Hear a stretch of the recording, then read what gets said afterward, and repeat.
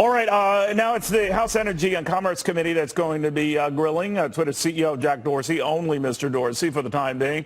Whether these hearings, the likes of which we saw earlier this morning with a Senate committee grilling Mr. Dorsey and Sheryl Sandberg, of course, of Facebook fame, how far this is going, just the fact that the government could be looking at cracking down on them or policing them or maybe making decisions for them, has taken the wind out of some of these company stock sales here. To Agora Financial Chief Market Strategist Alan Nuckman, before we go to the hearings and his take on what's going on. What do you think's going on, Alan?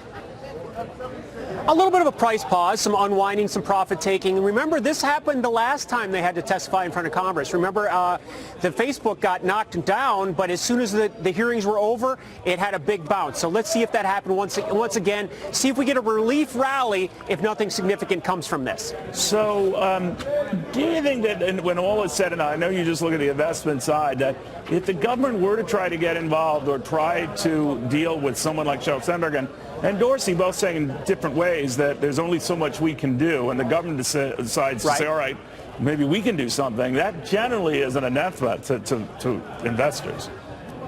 Yeah, it's usually not a good thing. But as we know with technology, someone will adapt. Adapt or die is the mantra, and that's what we've seen over the last 10 or 15 years.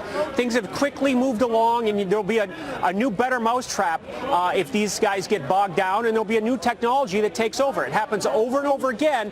And looking at the NASDAQ, we still have a lot of upside. If you just look at this bounce back, we've had now, I think, 3 or 4 times where the tech sector sold off 10% and then bounced back and made new highs. That's just happened here in 2018. So in the big picture, we're in a very, very strong trend, and I don't see that changing anytime soon. So, those who use to pounce on developments like this are, this is a buying opportunity because rarely do these stocks drop. What would you tell them?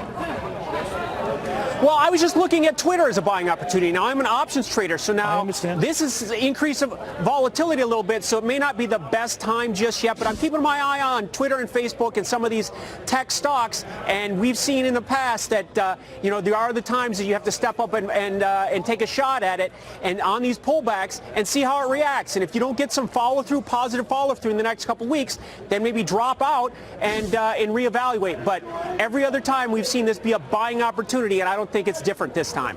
All right, Alan, thank you very much for being so flexible with these breaking news developments. Alan Nuckman, again, a bullish read on what's going on here, despite what's going on here. Normally, it is not a great thing for investors when the CEO of a company whose stock they have is getting grilled on Capitol Hill.